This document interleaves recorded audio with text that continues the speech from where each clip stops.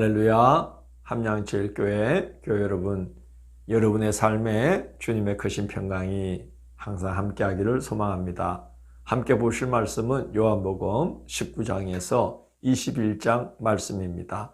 19장을 보면 빌라도가 예수님을 십자가 형에 내어주는 그런 모습이 나옵니다.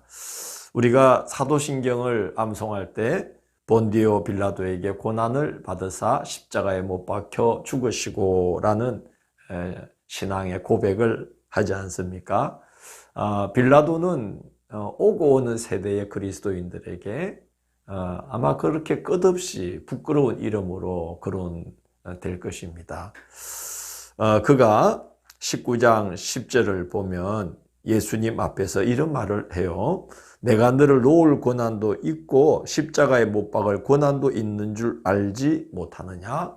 라고 예수님을 신문하면서 그런 이야기를 합니다. 감히 예수님 앞에서 고난 이야기를 하죠. 예수님은 요한복음 10장 18절을 보면 이런 말씀을 하셨어요. 이를 내게서 빼앗는 자가 있는 것이 아니라 내가 스스로 버리노라. 나는 버릴 권세도 있고 다시 얻을 권세도 있으니 라고 말씀을 하셨어요.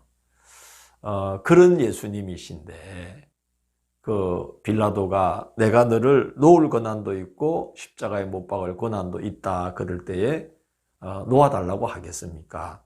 예수님은 그 빌라도가 그런 말씀을 하실 때에 전혀 놓아달라는 말씀을 하지 않으시고 그런 말씀을 합니다. 위에서 주지 아니하셨더라면 나를 해할 고난이 없었으리라. 그러면서 너는 너가 너에게 주어진 일을 그냥 하라 하는 식으로 이제 말씀을 하십니다. 빌라도는 예수님이 죄가 없음을 알았습니다. 그래서 놓아주려고 했지만 이 간교한 유대인들이 빌라도의 약점을 노리고 협박을 합니다. 예수님을 놓아주면 가이사의 충신이 아니라는 거죠. 왜냐하면은 자기를 왕이라고 하는 자는 가이사를 반역하는 자이기 때문에 이 예수를 놓아주는 그건 이제 가이사의 충신이라고 할 수 없는 것이다. 라고 이제 협박을 하는 것입니다. 계속 고집을 부리면 가이사에게 우리가 고발하겠다는 거죠. 고발하면 빌라도는 본국으로 소환되어서 형벌을 받게 되지 않겠습니까? 그래서 빌라도가 어쩔 수 없이 재판을 시작합니다. 예수님을 군중들 앞에 세워놓고는 보라 너희 왕이로다 하고 말합니다.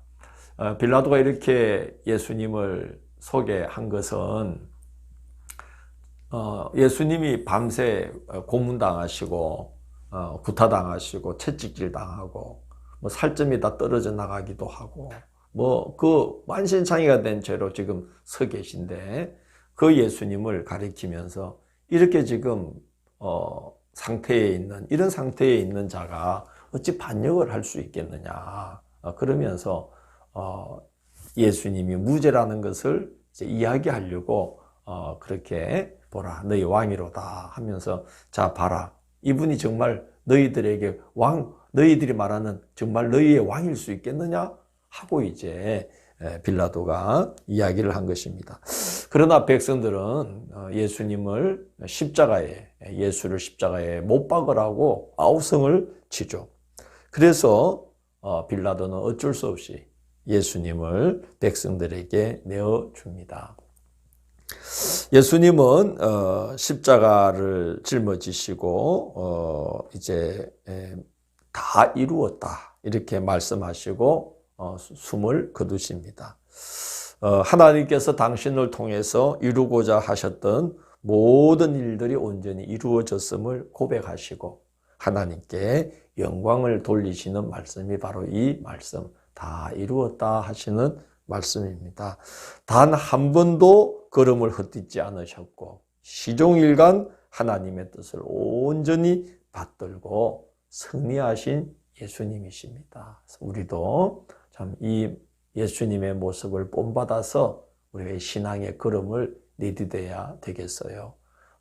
우리도 주님처럼 우리가 뭐 주님처럼 온전히 다 이룰 수 있겠습니까만은 주님의 뜻을 저희도 이루고자 이렇게 살아왔습니다 하고 우리의 생애 마지막에 고백할 수 있으면 얼마나 좋겠습니까?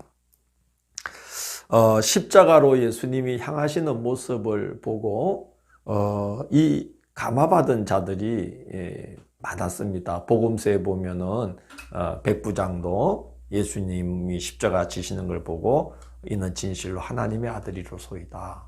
또 그리스도임이 분명하다. 그렇게 이제 백부장의 고백이 있었고 예수님의 십자가를 대신 졌던 구레네 시몬도 감화를 받았습니다. 그래서 그의 두 아들 알렉산더와 루포가 이름만 대면 초대교회 성도들이 다 알 수 있는 그런 신실한 그리스도인들이 되었었죠. 오늘 본문에 요한복음에 보면 아리마대 사람 요셉이 나옵니다. 19장 38절을 보면 예수님의 제자였지만 유대인이 두려워서 숨겼다라고 기록이 되어 있습니다. 그런데 예수님이 십자가 지시는 모습을 보고는 너무나 감화를 받아서 더 이상 자신이 예수님의 제자라는 것을 숨기지 않기로 결단하고 빌라도를 찾아가서 예수님의 시신을 내어달라고 요청을 해서 예수님을 자신의 무덤에, 자신의 그 비어있는 무덤에 예수님을 장사하는 그런 이제 일을 하게 됩니다. 또 오늘 본문에 보면 니고데모가 이제 예수님의 시신을 거두려고 이제 예수님에게를 찾아가지요. 이 니고데모는 바리새인으로 산헤드린 공회의 의원인데 전에 예수님을 찾아와서 예수님과 거듭남에 대한 대화를 나누었던 사람입니다. 그런데 그도 더 이상 이제 숨기지 않고 예수님을 섬기기로 결단하고 예수님의 시신을 돌보려고 몰약과 침향 섞은 것 34kg 정도, 어마어마한 양입니다. 그걸 가져와서 예수님의 시신을 거두어주는 그 일을 합니다. 그러나 예수님은 그렇게 또 무덤에 누워 계실 분이 아니지요. 사도행전 2장 24절 보면 베드로가 성령이 충만하여 모인 무리들에게 주님의 부활을 전가할 때 이렇게 전가합니다. 하나님께서 그를 사망의 고통에서 풀어 살리셨으니 이는 그가 사망에 매여 있을 수 없었음이라. 이렇게 증언을 합니다. 하나님께서 예수님을 다시 살리셨어요. 막달라 마리아에게 나타나셨고 그 다음에 제자들에게 나타나십니다. 이때 제자들은 유대인들이 두려워서 모인 곳의 문들을 다 닫고 있었는데 예수님이 제자들에게 찾아오셔서 그들에게 평강을 비십니다. 너희에게 평강이 있을지어다. 이렇게 인사를 하십니다. 정말 놀랍지 않습니까? 당신을 배반하고 버리고 모른다고 부인한 제자들인데 예수님은 찾아오셔서 그 첫 마디가 샬롬 하신 거예요. 평강을 빌었습니다. 그리고 성령을 받으라고 말씀하십니다. 주님을 증거하면서 교회 공동체를 이제 세워나가는 건 사람의 힘으로 할 수 있는 게 아니죠. 예수님은 제자들을 파송하십니다. 아버지께서 나를 보내신 것 같이 나도 너희를 보내노라. 그렇게 말씀을 합니다. 그 주님의 말씀, 주님을 증거하고 또 주님의 십자가와 부활을 증거하고 그리고 교회 공동체를 세워서 하나님의 나라를 확장시켜 나가고 하는 이 일들은 사람의 힘으로 할 수 있는 건 아니죠. 그래서 성령을 받으라고 말씀하시고 또 죄를 용서하시기를 권면하십니다. 너희가 누구의 죄든지 사하면 사하여질 것이요 누구의 죄든지 그대로 두면 그대로 있으리라 하시니라. 이렇게 기록이 되어 있습니다. 주님께서 왜 용서를 말씀하셨을까요? 제자들은 죄책감에 지금 붙들려 있었을 수도 있습니다. 그리고 누가 더 예수님께 죄를 많이 지었느냐, 서로 이제 책임을 전가할 위험도 있지요. 그러면은 제자 공동체는 깨지지 않겠습니까? 제자 공동체가 깨지면 교회 공동체는 시작도 할 수가 없습니다. 그래서 지금 제자 공동체는 상당히 이제 위험한, 아주 깨지기 쉬운 상태에 있었어요. 그게 깨지지 않는 방법은 서로 용서하고 서로 이해하는 것입니다. 그래서 예수님께서 제자들 가운데 나타나셔서 누구의 죄든지 사하면 사하여질 것이요. 그러면서 서로가 서로를 용서하고 용납하기를 요청하셨습니다. 예수님이 용서하셨는데요. 그 제자들을 자기들끼리 용서하지 못할 이유가 뭐가 있겠습니까?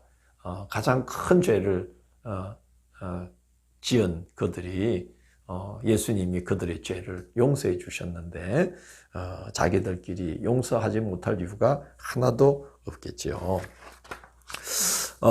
그리고 21장에 보면은 예수님이 제자들을 다시 또 찾아가십니다.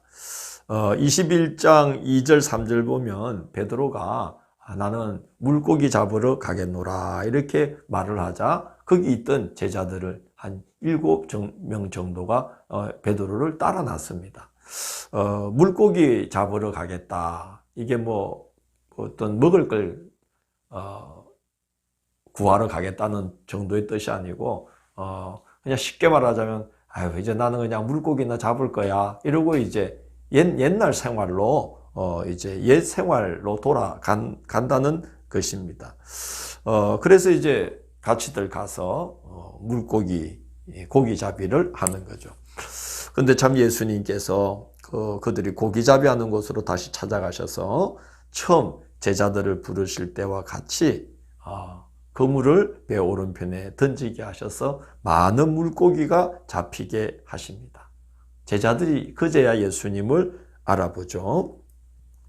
아마 예수님이 부활하심으로 인해서 모습이 변형되었던 것 같습니다. 그래서 제자들이 처음에 알아보질 못하고 예수님이 처음에 갈릴리에서 그들을 처음 부르실 때와 같은 모습으로 배 오른편에 그물을 던지라 하고 물고기가 상당히 많이 잡힐 때에 이들이 예수님이시구나 하고 알아보게 된 것입니다. 예수님은 베드로에게 제자들 앞에서 베드로를 세우시고 이 사람들보다 나를 더 사랑하느냐 하고 물으십니다. 제자들이 주님을 사랑하는 것보다 주님을 향한 베드로의 사랑이 더 큰가를 물은 것입니다. 당신을 사랑하는지 3번 물어보시고 3번 확답을 받으십니다. 그리고 3번 내 양을 먹이라 라고 당부를 하십니다. 주님을 그렇게 사랑하지 않고는 양무리를 돌볼 수가 없으니까 사랑을 확답받고자 하신 것입니다. 사랑해야만 양을 먹을 수 있다는 것을 말씀하고자 하신 것이죠. 그리고 베드로가 3번이나 주님을 부인하지 않았습니까? 이 일은 사실 베드로가 동료 제자들 사이에서 수제자로서 예수님의 수제자로서의 그 위치를 다 잃어버리게 만든 일입니다. 3번이나 부인을 하지 않았습니까? 그런데 주님께서 베드로에게 3번 사랑의 고백을 하게 하시고 내 양을 먹이라고 베드로의 그 권위를 다시 세워주심으로써 제자들 앞에서 베드로의 위치를 다시 회복시켜 주시는 모습을 봅니다.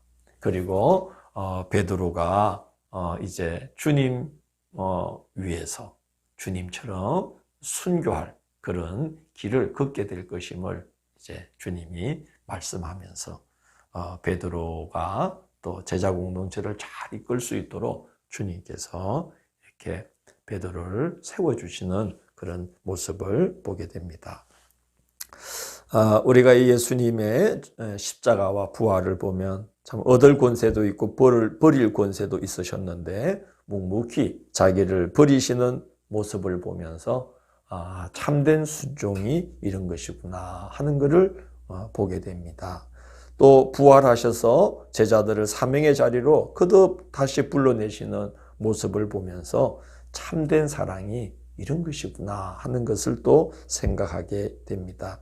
그 주님의 순종과 사랑이 있었기 때문에 그 순종과 사랑이 제자들을 사도로 세우고 교회 공동체가 시작되게 하시고 우리에게 구원의 은혜가 허락되게 하셨습니다. 우리도 주님처럼 그렇게 순종하고 또 주님처럼 사랑하고 그렇게 살아가면서 사람들을 하나님께로 잘 이끄는 그런 그리스도인들이 되어야 될 줄로 믿습니다. 기도하겠습니다. 주님 감사합니다.